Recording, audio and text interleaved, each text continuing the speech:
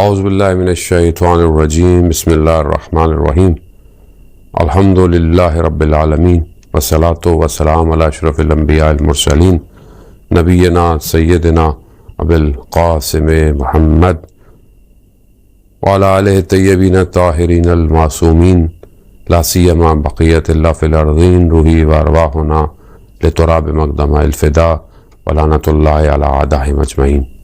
بسم اللہ الرحمن الرحیم رب اشرح لی صدری ویسر لی امری واحلل عقدۃ من لسانی یفقہوا قولی اما بعد فقد قال اللہ تبارک وتعالی فی کتاب الحکیم والقرآن المجید اقترب للناس حسابهم وهم فی غفلۃ معرضون۔ عزیزان محترم، ماہ مبارک رمضان ہے اور آج پہلی شب قدر اور شب ضربت امیر المومنین علیہ الصلوۃ والسلام ہے۔ ہم آج کے دن وقت امام کو اور تمام مسلمانوں کو جو ہے وہ خاص طور پہ شیعان حیدر قرار کو آج کے اس غم انگیز شب میں تسلیت عرض کرتے ہیں۔ یقیناً آج کی شب جو ہے وہ سخت شب ہے۔ آج کی شب وہ شب ہے کہ جہاں پر حضرت علی علیہ الصلوۃ والسلام کے گھر میں گریا ہے۔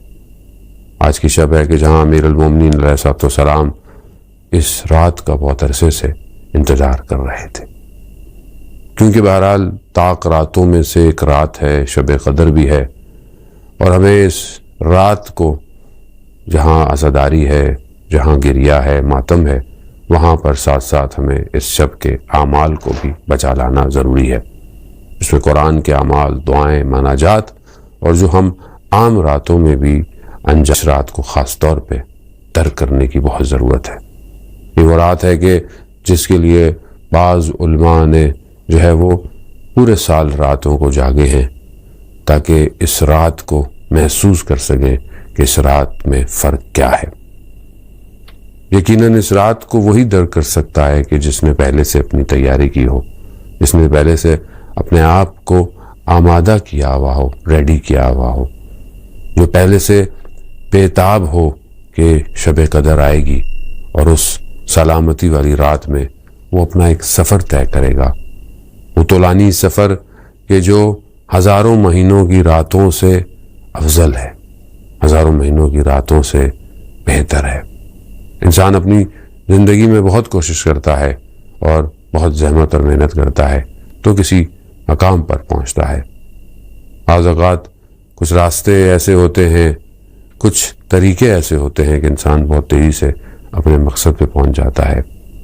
اس طرح انسان پہلے جو ہے وہ پیدل سفر کرتا تھا، یا وہ گھوڑوں پر یا اونٹوں پر سفر کرتا تھا، اور ایک پانی سفر کے بعد وہ ایک مقصد پہ پہنچتا تھا، زیارتوں پر جاتا تھا یا حج اور عمرہ کرنے جاتا تھا۔ مہینوں اس کا سفر جو ہے وہ لمبا ہوتا تھا۔ آج جس دور کے اندر ہے، آج ہم کچھ گھنٹوں کے اندر ایک جگہ سے دوسری جگہ پہنچ جاتے ہیں۔ عزیزان محترم، اسی طرح انسان اپنی زندگی میں بہت محنت کرتا ہے، بہت عمل صالح اور نیک اعمال کو انجام دیتا ہے تو وہ کسی کمال یا سعادت تک پہنچتا ہے۔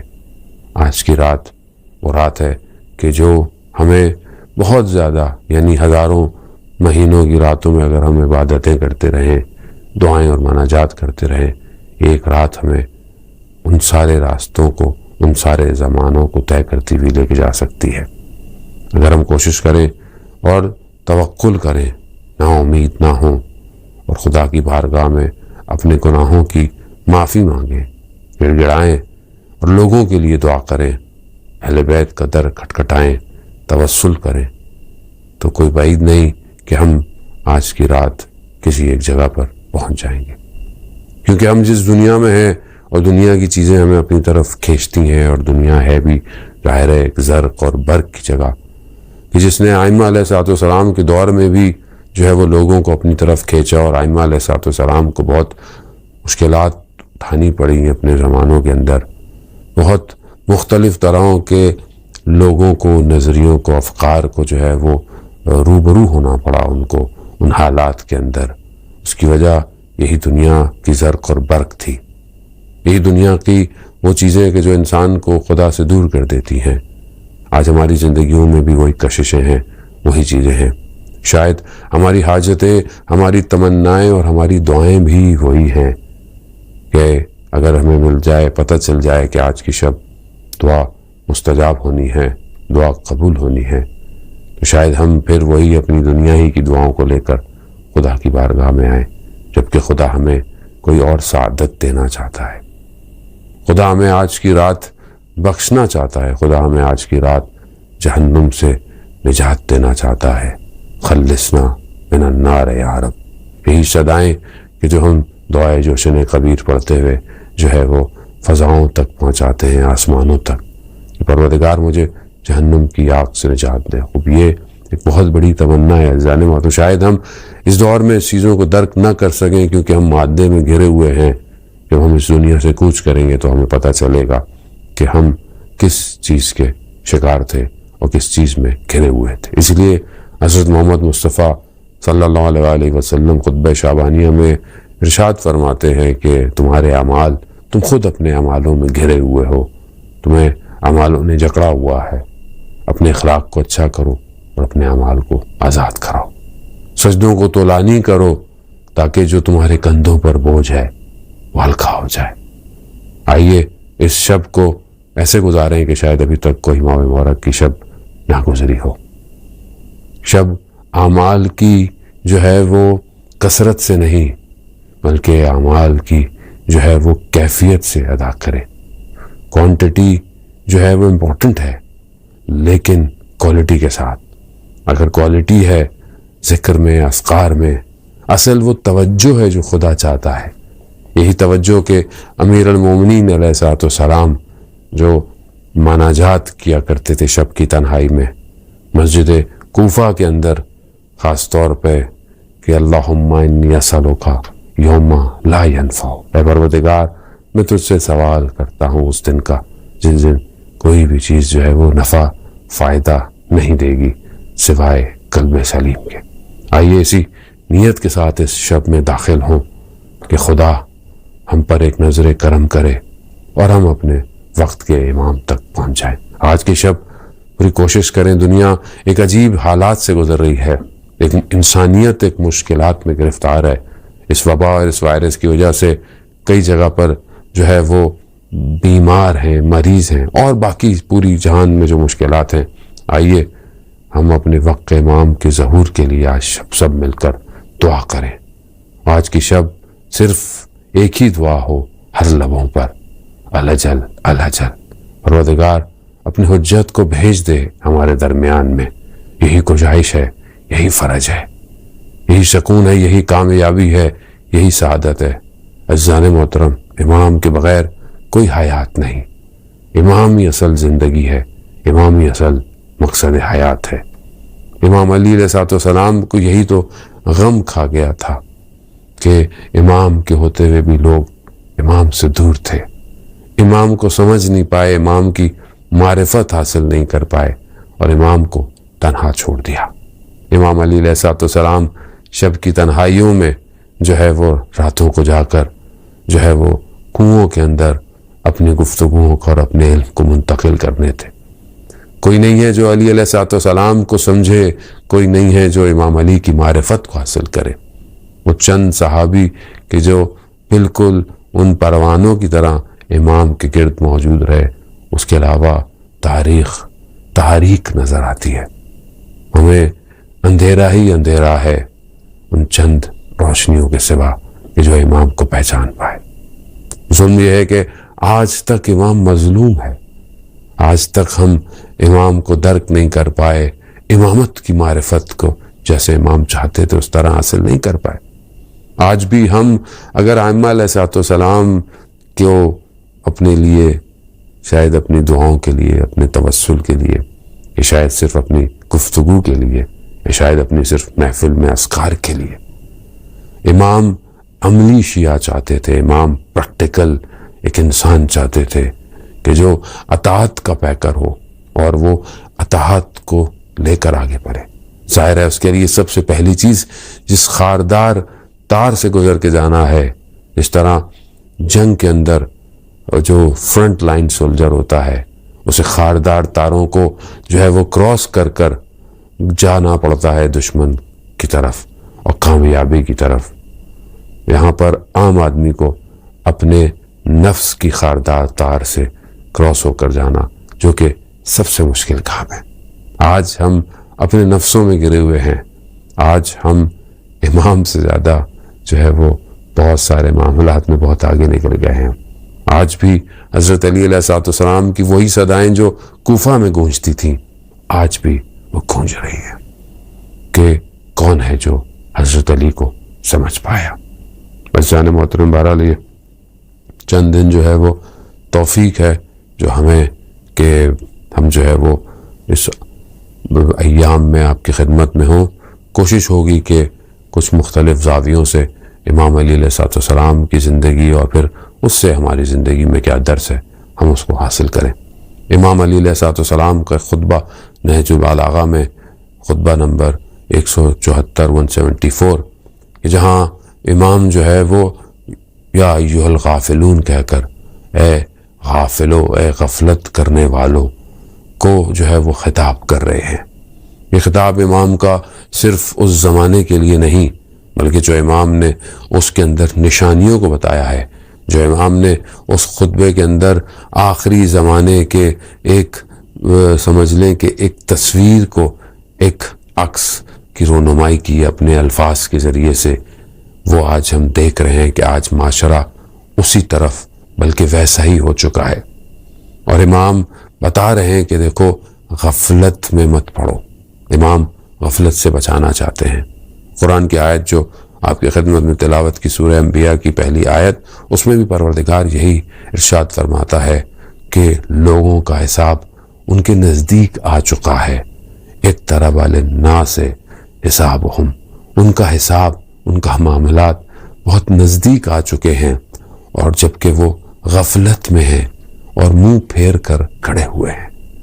عزیزان محترم، مفسرین جو ہے وہ اس حساب کو کچھ موت سے جو ہے وہ تعبیر کرتے ہیں اور کچھ قیامت سے تعبیر کرتے ہیں، گرچہ دونوں نزدیک ہے۔ موت ہمیں خود نہیں پتا کہ انسان کی موت جو ہے وہ کب آئے گی۔ امام رضا علیہ السلام ایک اپنی حدیث میں فرماتے ہیں کہ موت گریبان گیر ہے، یعنی موت یہاں تک پہنچی ہوئی ہے، یعنی تمہارے بہت قریب ہے، کبھی بھی موت واقع ہو جائے گی۔ امام اپنے خطبے میں بھی یہی کہتے ہیں کہ لوگ صبح صحیح اور سالم ہوں گے، اور جب رات کریں گے، شب کریں گے تو قبر کے اندر ہوں گے۔ مگر آج وہ زمانہ نہیں کہ آج ہم دیکھتے ہیں کہ صحیح اور سالم شخص ہے اور شاید اس پینڈیمک کی وجہ سے، شاید اس وبا یا کسی اور بیماری کی وجہ سے یا خوف کی وجہ سے یا کسی چیز کی وجہ سے اس کا وقت جو ہے وہ تمام ہو جاتا ہے۔ وقت معین ہے اور اس نے اپنے وقت پر آنا ہے۔ قیامت بھی، اس کا وقت بھی جو ہے وہ طے شدہ ہے اور وہ قریب ہے۔ ہم اس کو دور سمجھتے ہیں جان محترم، جس طرح بہت سارے لوگ شاید ظہور کو بھی دور سمجھتے ہیں، مگر ہم دو آیت میں کہتے ہیں انہم یرونہ بعیدا ونراہ قریبا، کہ لوگ امام آپ کو بہت دور دیکھتے ہیں مگر ہم آپ کو قریب دیکھتے ہیں۔ اور عزیزان محترم، اسی طرح موت، قیامت بہت قریب ہے اور ہم لوگ، میں غفلت کے اندر ہوں اور منہ پھیر کے کھڑا ہوا ہوں۔ غفلت ایک ایسی صفت ہے کہ جو بھولنا نہیں ہے، انسان جانتا نہیں ہے یا بھولا ہوا ہے۔ غفلت وہ ہے کہ انسان جانتا ہے مگر اپنی توجہ کو اس نے کسی اور طرف مرکوز کیا ہوا ہے۔ غافلوں کے لیے قرآن کی آیتیں اور بھی بہت ساری ہیں جو غافلوں کی طرف متوجہ کرا رہی ہیں۔ غافل ہونا ہی معاشرے میں انسانوں کو بہت سارے ہدف سے دور کر دیتا ہے۔ امام علی علیہ السلام اور اپنے زمانے میں اپنے بعض دوسرے خطبوں میں بھی بیان کرتے ہیں کہ میں جب تمہیں کہتا ہوں کہ جنگ کرو تو تم کبھی کہتے ہو کہ سردی ہے، کبھی کہتے ہو کہ گرمی ہے۔ بہانے جو لے کر آتے ہیں، یقیناً غافل ہے انسان، اور غفلت میں ہی جو ہے انسان خود سو رہا ہو اس کو اٹھانا آسان ہے، لیکن اگر کوئی سونے کی ایکٹنگ کر رہا ہو تو اسے اٹھانا بہت مشکل ہے، کیونکہ وہ جان بوجھ کر سونے کو جو ہے وہ بتا رہا ہے۔ وہ بالکل ایسے ہی ہے غفلت اپنے اندر جو ہے وہ امام علی علیہ السلام ایک اور جگہ فرماتے ہیں کہ جو سب سے بڑی تمہاری دشمن ہے وہ غفلت ہے۔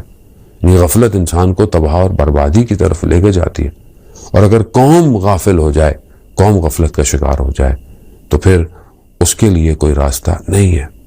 غفلتیں چند طرح کی ہیں، اور غفلت اگر ہم اپنی زندگی، آسان زندگی میں سمجھنا چاہتے ہیں تو مثال اس کی یہی ہے کہ ایک انسان جو ہے وہ ہائی وے پہ گاڑی چلا رہا ہے، گاڑی بھی صحیح ہے، گاڑی اس کو چلانا بھی آتی ہے، کوئی پریشانی کوئی مشکل ایسی نہیں ہے، لیکن اچانک سے اس کی کوئی چیز گرتی ہے، اس کا موبائل گر جاتا ہے اور وہ جھکتا ہے اٹھانے کے لیے، جبکہ ہائی وے پہ اس کو دھیان سامنے رکھنا تھا، تو اچانک سے حادثہ متوقع ہو جاتا ہے۔ یہاں پر آپ یہ نہیں کہہ سکتے کہ اس کو گاڑی چلانا نہیں آتی تھی، بلکہ یہاں اس نے غفلت برتی ہے، اور یہ غفلت اس کو جو ہے وہ موت کے تہانے تک لے کے جا سکتی ہے۔ غفلتیں دو طرح کی ہیں، ایک غفلت وہ ایک انسان اس قابل ہے کہ اس غفلت کو کسی طریقے سے جبران کر لے، کسی طریقے سے اس غفلت کو کمپنسیٹ کر لے، لیکن کچھ غفلتیں ایسی ہیں کہ جب انسان اس کو پلٹا نہیں سکتا۔ بہلول دانا کے بارے میں بتاتے ہیں کہ وہ جو ہے وہ ایک جگہ پہ تھا، اور اس وقت کا خلیفہ ہارون گزرا، تو اس نے کچھ کہا، اس نے اس کو کہا کہ وہ اپنے آپ کو کہا بادشاہ، کہا تم کیسے بادشاہ ہو کہ تمہارے شرق میں حکومت میں اگر کچھ ہو رہا ہو اور تم خود غرب کے اندر ہو تو تمہیں پتہ ہی نہیں کہ وہاں کیا ظلم اور کیا ستم ہو رہا ہے، تم کیا اس طرح کی بات کی؟ تو دیکھا کہ ہارون گریہ کرنے لگ گیا، رونے کرنے لگ گیا۔ لیکن اگر وہ اس بات کو سمجھ جاتا تو صحیح ہو جاتا، مگر اس نے نہیں کیا۔ ایک اور دفعہ بہلول جو ہے وہ جا کر جو ہے وہ تخت پہ جا کر بیٹھ گیا اور اپنے آپ کو بادشاہ کہنے لگا، تو اس کے ہارون کے غلاموں نے اس کو بہت مارا، اور چند دقیقے اس کو مار مار کر جب دیکھا تو وہ رو رہا ہے، گریہ کر رہا ہے۔ ہارون کیا ہوا؟ کہا کہ میں چند لمحوں کے لیے تمہارے تخت پہ بیٹھا تو مجھے اتنی مار کھانی پڑ گئی، تو تم کتنے عرصے سے اس تخت پہ بیٹھے ہو، تمہیں قیامت والے دن کتنی مار کھانی پڑے گی جب تم اس کا جواب دو گے۔ کہا پھر گریہ کیا، مگر جو ہے وہ پلٹ نہیں پایا، اور جب یہ آیا اور اس کو بیمار ہو گیا خراسان میں آ کر، اور جب اس کے اندر ہمت نہیں تو اس نے کہا کہ مجھے ایک دفعہ اٹھا کے لے کے چلو، مجھے بٹھاؤ کہ میں اپنی فوج دیکھوں میری کتنی ہے جو بغداد سے آئی ہے، مگر اس میں طاقت نہیں تھی، اس کو سہارا لے کر گیا۔ اس نے دیکھی تو اس نے یہی کہا کہ اب جو ہے وہ میں حسرت بری نگاہوں، کیونکہ اب وقت گزر چکا تھا۔ انسان غفلت کے اندر زندگی گزارے اور اگر نہ پلٹ پائے تو پھر اس کی موت غفلت کے اندر ہوتی ہے۔ قرآن بھی ہمیں ایک اور جگہ ارشاد فرماتا ہے کہ ہم نے ان کو قلب دیے ہیں، ہم نے ان کو دل دیے ہیں، مگر یہ اس سے فکر اور تفکر نہیں کرتے۔ ہم نے ان کو آنکھیں دی ہیں، مگر یہ ان آنکھوں سے لا یبصرون بہا، یہ ان سے دیکھتے نہیں ہیں۔ ہم نے ان کو کان دیے، لا یسمعون بہا، یہ ان سے سنتے نہیں ہیں۔ اولئک کالانعام، یہ جانور ہیں۔ اب جانور کیا ہوتا ہے؟ اب جانور جو ہے وہ اسے کوئی فرق نہیں پڑتا، اس کو آگے کیا ہے پیچھے دائیں بائیں وہ اچھے برے کی تمیز نہیں کر پڑتا۔ البتہ فطرتاً پروردگار نے کچھ صلاحیتوں کو ڈالا ہوا ہے، وہ اپنی جگہ۔ لیکن اگر آپ ایک بھیڑ کے ریوڑ کو دیکھیں کہ اگر جو آگے چل رہا ہے، جس طرح چل رہا ہے، اگر وہ کہیں جا رہا ہے تو یہ سب وہیں جائیں گے، اور یہ ایک اگر کھائی میں گرتا ہے تو یہ سب کھائی کے اندر گر جائیں گے۔ جانور جانور ہے۔ پروردگار کہتا ہے کہ یہ جو لوگ سنتے نہیں ہیں، دیکھتے نہیں ہیں، فکر تفکر نہیں کرتے، یہ جو ہے وہ جانور کی طرح ہیں۔ بل ہم ازل، بلکہ اس سے بھی بدتر ہیں۔ اولئک هم الغافلون، اور یہ غافلوں میں سے ہیں، غفلت کرنے والوں میں سے ہیں۔ یعنی انسان کو تو اللہ نے نطق دیا، انسان کو سمجھنے کی صلاحیت دی، مگر آج معاشرہ کہاں جا رہا ہے؟ آج معاشرہ آپ کے سامنے ہے۔ آج ہم جس دور کے اندر ہیں وہاں پر جو آج ہمیں مشکلات کا سامنا پڑے، یہ خود انسان کی ساختہ مشکلات ہیں۔ آج قوموں کے قومیں ایک ریوڑ کی طرح ہیں جنان محترم۔ آج ہم معاشروں کو دیکھتے ہیں کہ اسی طرح جو ہے وہ غافل ہیں، نہیں پتا سچ کیا ہے، صحیح کیا ہے، حق کیا ہے، باطل کیا ہے، اور ایک اپنے آپ کو ایک دوڑ کے پیچھے لگایا ہوا ہے۔ دنیا ایک عجیب طریقے سے ہو گئی ہے۔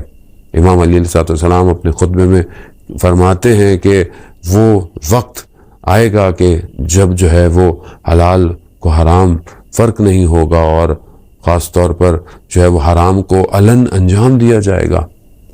رشوت جو ہے وہ ہدیہ بن جائے گی، اور اس طرح باقی کام جو ہیں وہ امانت داری میں خیانت دانی کرنا برا نہیں سمجھا جائے گا۔ اس طرح کی ساری چیزیں کہ آج ہم معاشرے میں دیکھ رہے ہیں، برائی اور اس طرح کی چیزیں آج فیشن ہو گیا ہے۔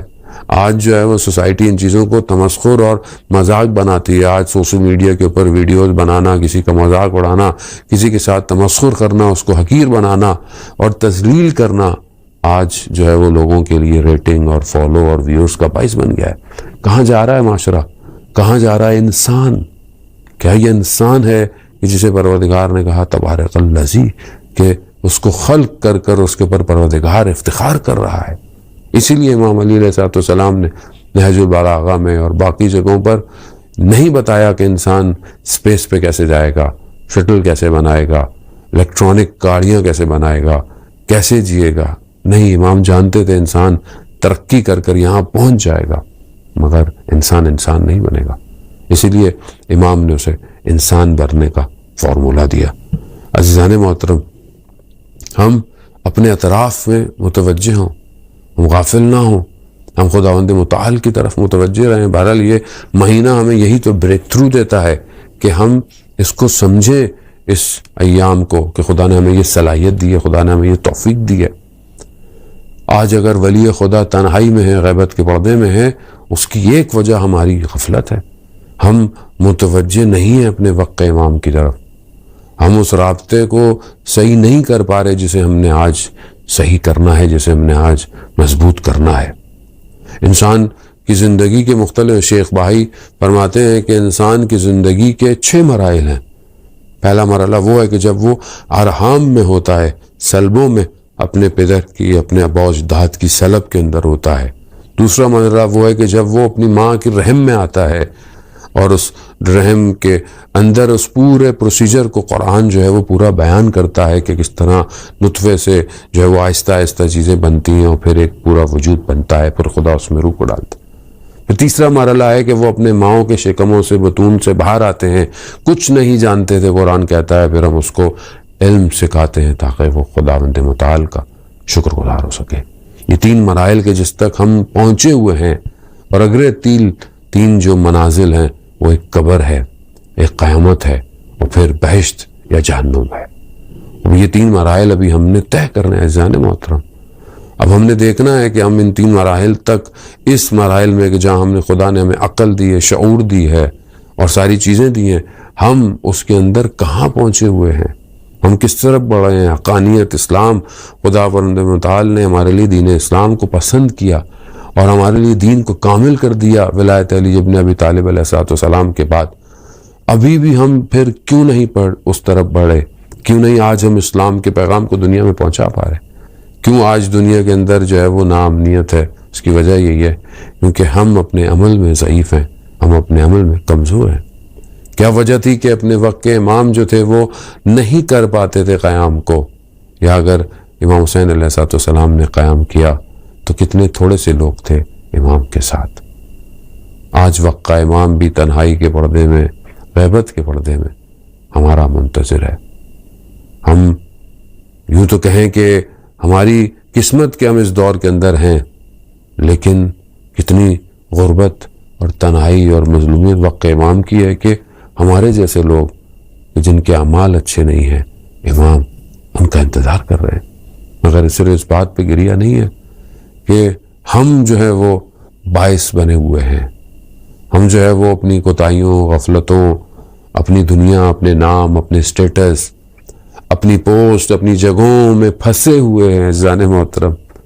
پروردگار سورہ توبہ میں واضح ارشاد فرماتا ہے کہ اگر تم جو ہے وہ اللہ کی اطاعت کرتے ہو، اللہ سے محبت کرتے ہو، تو یہ خطاب کیا ہے پروردگار نے کہ اگر تمہیں جو ہے وہ تمہارے اپنے آباء و اجداد، تمہارے اپنی اولاد، تمہاری ازواج، تمہارے رشتہ دار، تمہارا مال، تمہارا دولت، تجارت کا، اگر یہ سب چیزیں تمہیں جو ہیں وہ زیادہ عزیز ہیں، کس سے؟ اللہ سے، رسول سے اور اس کی راہ میں جہاد کرنے سے، تو بس پھر تم رکو، خدا تمہارے لیے حکم کو صادر کرے گا، خدا تمہارے لیے پھر امر کو بیان کرے گا۔ یہ خدا کی طرف سے ایک تنبیہ ہے عزیزان محترم۔ آج ہم جس غفلت میں پڑے ہوئے ہیں، آج ہم سمجھتے ہیں کہ ہم اپنی زندگی گزار لیں، ہماری زندگی صحیح گزر جائے، گو کے مشکلات ہیں، یقیناً حالات، دنیا کے پینڈیمک سچویشن جو ہے وہ بہت زیادہ حالات خراب ہیں، اور خاص طور پہ ہندوستان میں خبریں ہیں، اور اس کے علاوہ باقی چیزیں پاکستان، باقی ممالک کے اندر بھی۔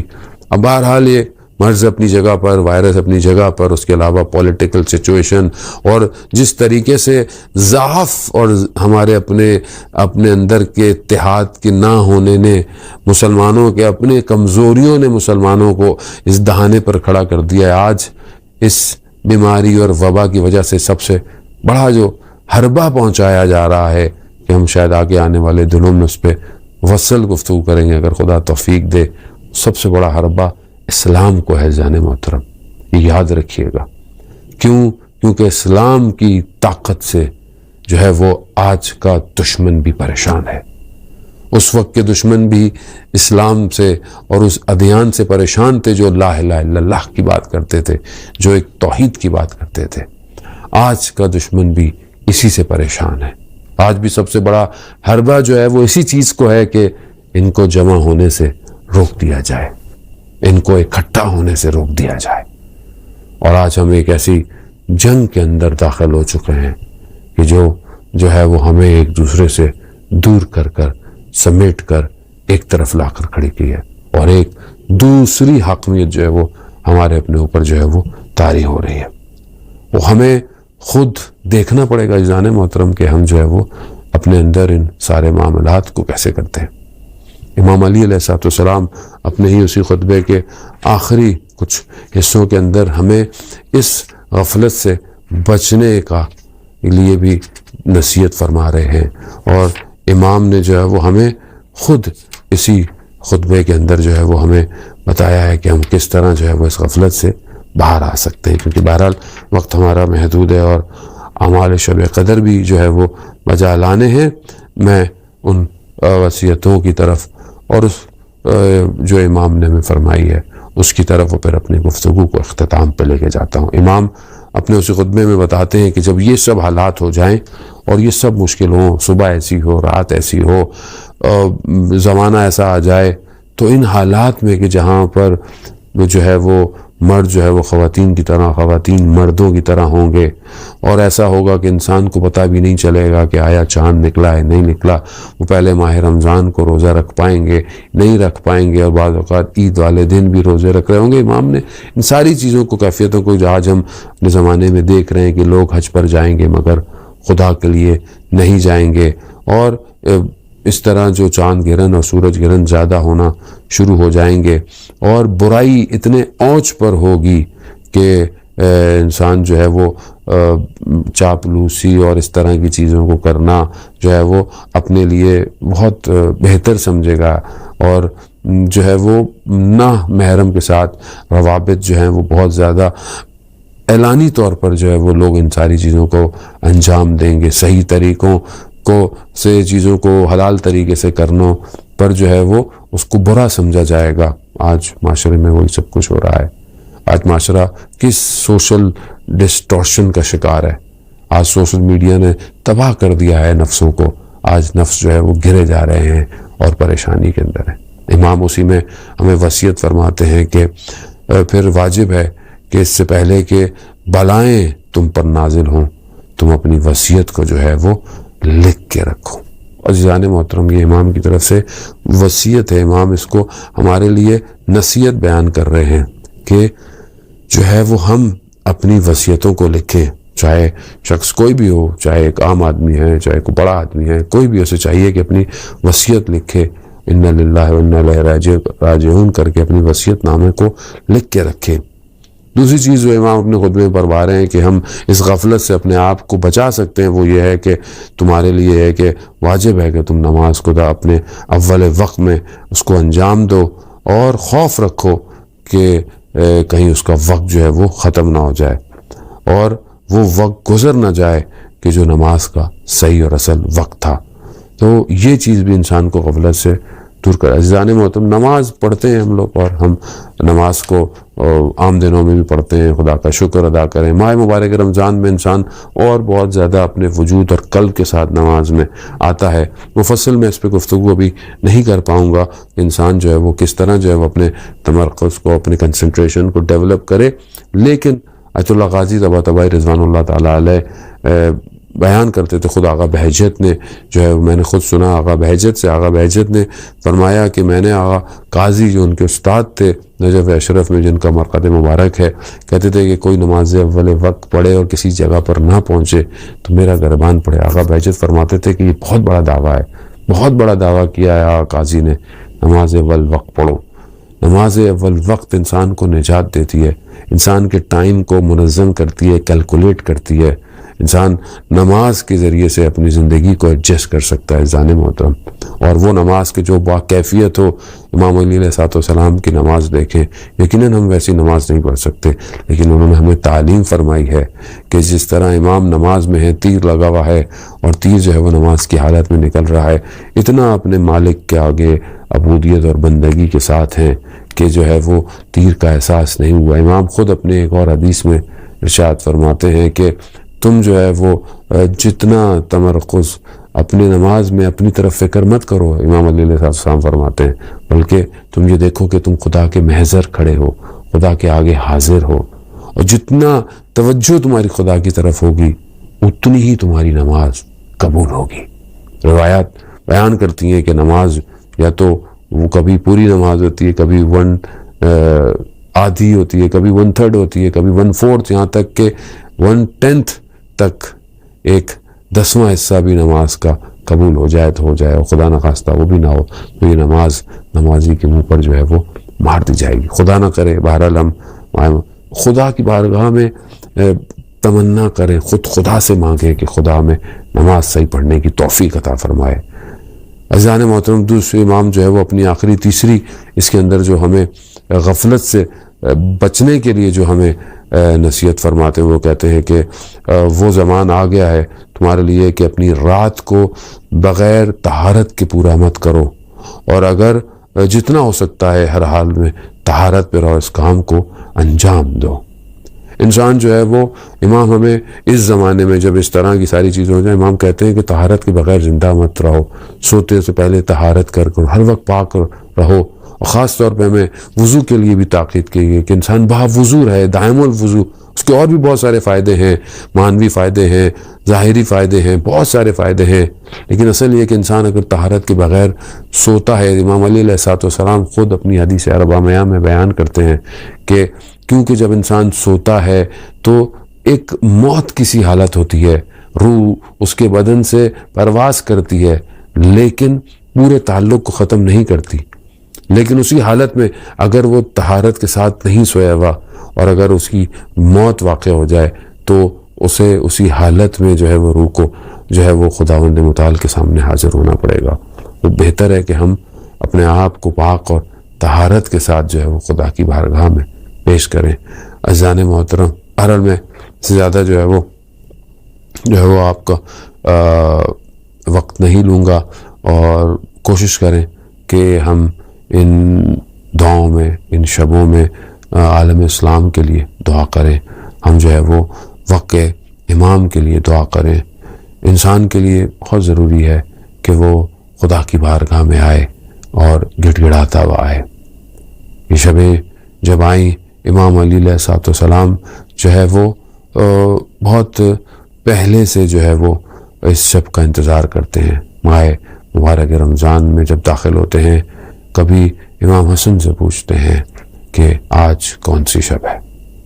جب آج کی شب آتی ہے تو خود امام جو ہے وہ اپنی بیٹی کے گھر میں مہمان ہے.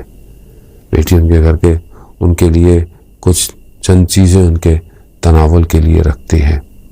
تو امام خود فرماتے ہیں، بیٹی کبھی تم نے دیکھا کہ تمہارے بابا نے کبھی ایک سے زیادہ چیزوں سے کوئی چیز یا اپنی افطار کی ہو یا اپنے لیے کھانا پسند کیا ہو؟ امام کے خود جملے ہیں کہ میں خدا کی بارگاہ میں قیامت میں کیسے حاضر ہوں گا. اللہ اکبر. امام کا زہد، امام کا وہ کمال پر پہنچنا.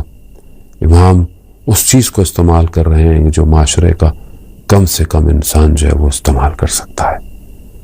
عزیزان محترم، امام اسی حالت میں پھر آتے ہیں اور پھر چاند کی طرف متوجہ ہوتے ہیں. جب دیکھتے ہیں تو کہتے ہیں، ہاں یہ وہی شب آ گئی، یہ وہی شب ہے کہ جس کا مجھ سے رسول خدا کہہ کر گئے تھے.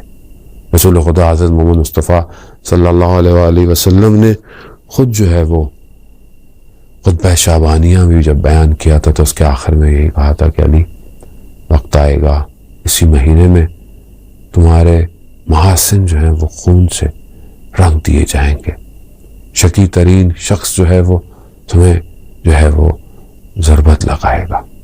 خود رسول خدا نے بھی گریہ کیا۔ امام نے دیکھا اور امام کہتے ہیں ہاں آج وہ شب آ گئی ہے۔ مقاتل بیان کرتے ہیں کہ امام جو ہے وہ گھر سے جب نکلنا چاہتے ہیں تو گھر کی مرغابیاں بھی غوغاں برپا کرتی ہیں، حتیٰ لوہے کا وہ ٹکڑا جو دروازے میں لگا ہوتا ہے وہ بھی امام کے لباس میں پھنستا ہے۔ گویا ہر ایک وجود جو ہے وہ یہ جانتا ہے اور روکنا چاہتا ہے کہ علی آج مت جائیے مسجد۔ اللہ اکبر، جانتی ہیں گھر کا ہر موجودات جانتا ہے کہ اب علی گئے تب علی علیہ السلام اپنے پیروں پہ واپس نہیں آئیں گے۔ ہاں زاداران محترم، آج کوفہ ویران ہونے جا رہا ہے۔ آج کوفہ اس صداؤں سے جو ہے وہ اپنے آپ کو محروم کر دے گا جو شب کی تاریکیوں میں مناجات حاصل ہوتی رہی۔ امام پہنچتے ہیں اور اپنے خود قاتل جو سویا ہوا ہے، جو خود غفلت میں ہے، ایسی غفلت میں کہ شقی ترین انسان جو ہے وہ قرار پایا ہے، امام اسے بھی بیدار کرتے ہیں۔ امام جاتے ہیں، کہتے ہیں امام اذان دیتے ہیں اور کوفہ کی صداؤں ہواؤں میں وہ آواز گونجتی ہے، اللہ اکبر اللہ اکبر۔ اب یہ کوفہ حضرت علی کی اذان نہیں سن پائے گا۔ اس کے بعد امام جو ہے وہ اپنی نماز کو شروع کرتے ہیں، اور ابھی اپنی نماز پڑھتے ہوئے امام جو ہے وہ اپنے قامت اور رکوع کے بعد کہ وہ شکی ترین شخص کے جس نے جو ہے وہ اس تلوار کو کہ جو زہر سے آلودہ تھی امام کے سر پر جب وار کرتا ہے تو وہ وار اتنا گہرا لگتا ہے کہ امام اپنے زانوں کے بل آ پڑتے ہیں۔ امام حسن مصطفیٰ علیہ السلام آتے ہیں اور نماز کو کمپلیٹ کر کے تمام کر اپنے بابا کے سر کو اپنے زانوں پہ رکھتے ہیں۔ ایک کوہرام مچ جاتا ہے۔ امام کو بھی جب ضربت لگتی ہے امام کہتے ہیں بسم اللہ و باللہ علی ملت رسول اللہ فزت ورب الکعبہ، رب کعبہ کی قسم آج علی کامیاب ہو گیا۔ کہوں گا مولا اتنی کامیابیاں تھیں مگر دعوت ذوالعشیرہ سے لے کر اس شب سے جو شب ہجرت تھی، جنگ بدر، جنگ احد، جنگ خیبر اور ہر مقامات پر، مگر کیا وہ کامیابی نہیں تھی؟ تو آواز آئے گی نہیں، علی کی کامیابی یہی ہے کہ علی نے اپنی آنکھوں کو خدا کے گھر میں کھولا ہے، اور علی کی آخری لمحے بھی خدا کی بارگاہ میں، خدا کے گھر میں، خدا کی عبادت میں، خدا کے سجدے میں تمام ہو رہا ہے۔ یہ ہے علی جو بہترین بندہ ہے پروردگار کا۔ فزت ورب الکعبہ، رب کعبہ کی قسم آج علی کامیاب ہو گیا۔ فتحدمت کی صدا جو ہے وہ کوفہ میں گونج اٹھتی ہے کہ وہ گر گیا جو ارکان الخدا تھا، وہ جو ستون تھا دین کا، وہ گر گیا۔ پسر امو مصطفیٰ قتل ہو گئے، اوصیاء قتل ہو گئے، علی ابن مرتضیٰ قتل ہو گئے، اور یہ صدائیں کوفہ والوں کو ایک طوفان کی طرح، وہ رات کوفہ والوں نے نہیں دیکھی تھی کہ عجیب رات ہے کہ لوگ جو ہے وہ مسجد میں امڈ آتے ہیں۔ امام حسن مصطفیٰ علیہ السلام کے آنکھوں سے آنسو گرتے ہیں۔ امام علی علیہ السلام انہیں دلاسا دیتے ہیں، کہتے ہیں صبر کرو بیٹا۔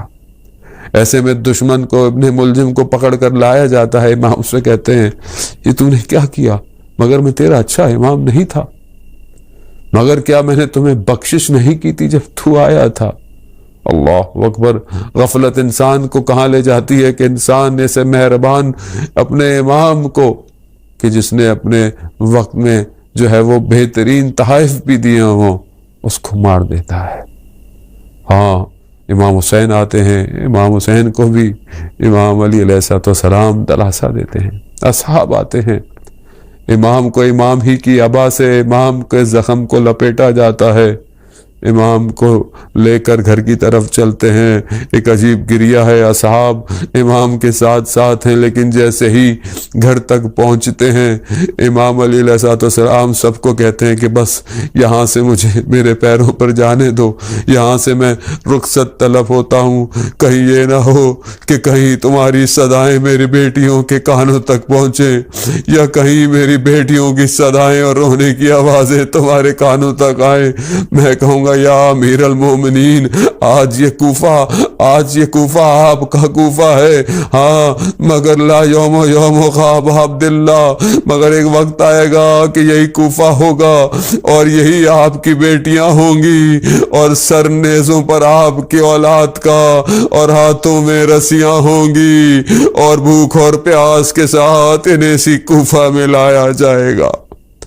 الا لعنت اللہ علی القوم الظالمین وسیعلم الذین ظلموا ای منقلب ينقلبون۔ پروردگار امام زمانہ کے ظہور میں تعجیل عطا فرما، ہمیں ان کے ناصروں ان کے مددگاروں میں شمار فرما۔ پروردگار ہمیں آج کی شب بہترین اعمال کرنے کی اور ہمارے ان اعمالوں کو پروردگار اپنی بارگاہ میں اپنی حجت خدا کے ذریعے سے قبول فرما۔ پروردگار ہمیں شب قدر کو درک کرنے کی توفیق عطا فرما، ہمیں امام علی علیہ السلام کی سیرت پر چلنے کی توفیق عطا فرما۔ پروردگار ہم جہاں جہاں مسلمان ہیں، خاص طور پہ اس بیماری وبا کی وجہ سے جو لوگ بیمار ہیں، خاص طور پہ ہندوستان میں، پاکستان میں جہاں بہت زیادہ ان مشکلات کی وجہ سے لوگ مشکل کا شکار ہیں، پروردگار ان کے لیے آسانی فرما، ان سب کو شفائے کاملہ اور عاجلہ عطا فرما۔ پروردگار اس ماہ مبارک میں ہماری خطاؤں کو درگزر فرما، ہمیں جہنم کی آگ سے نجات عطا فرما، علماء کرام اور راجہ کرام کو طول عمر اور سلامتی عطا فرما، جو بھی دین کی خدمت انجام دے رہا ہے پروردگار انہیں اپنی بارگاہ سے اجر کثیر عطا فرما۔ پروردگار ہمیں حج عمرہ اور زیارات کی توفیق عطا فرما۔ اللہم ارزقنا زیارت الحسین فی الدنیا و شفاعتہ فی الآخرہ۔ اللہم صلی